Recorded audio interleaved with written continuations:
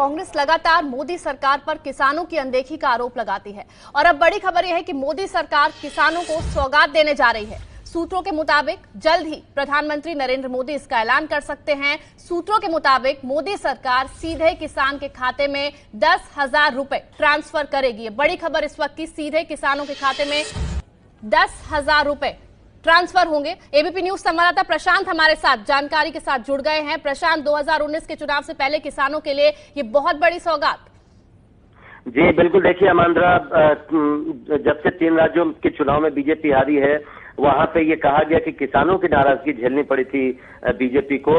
तो अब लोकसभा चुनाव के पहले सरकार, मोदी सरकार सीधे किसानों को एक बड़ी राहत देने का ऐलान कर सकती है। और मेरे जो जानकारी है उसमें 3 विकल्पों पर विचार हो रहा है। अभी मैं बता दूं कि कोई फैसला नहीं लिया गया है, अगले 1-2 कैबिनेट मीटिंग में फैसला हो सकता है।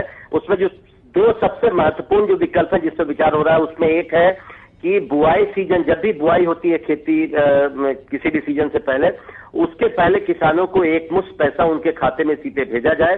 तो अभी जो एक विकल्प है कि 1 साल के लिए 10,000 रुपए हर किसान फैमिली के खाते में भेज दिया जाए, जिससे वो बुआई के पहले जो खाद बीज आदि जो जरूरी चीजें होती है वो खरीद सके और वो लगा सके। दूसरे विकल्प जिस पर विचार हो रहा है वो है मध्य प्रदेश में जो भावांतर योजना चलती है, जिसमें जो सरकारी दाम होता है किसी फसल का और उसको जो बेचा जाता है जिस दाम पर, उस पर जो अंतर होता है, उस अंतर को सीधे किसानों के खाते में भेजा जाए।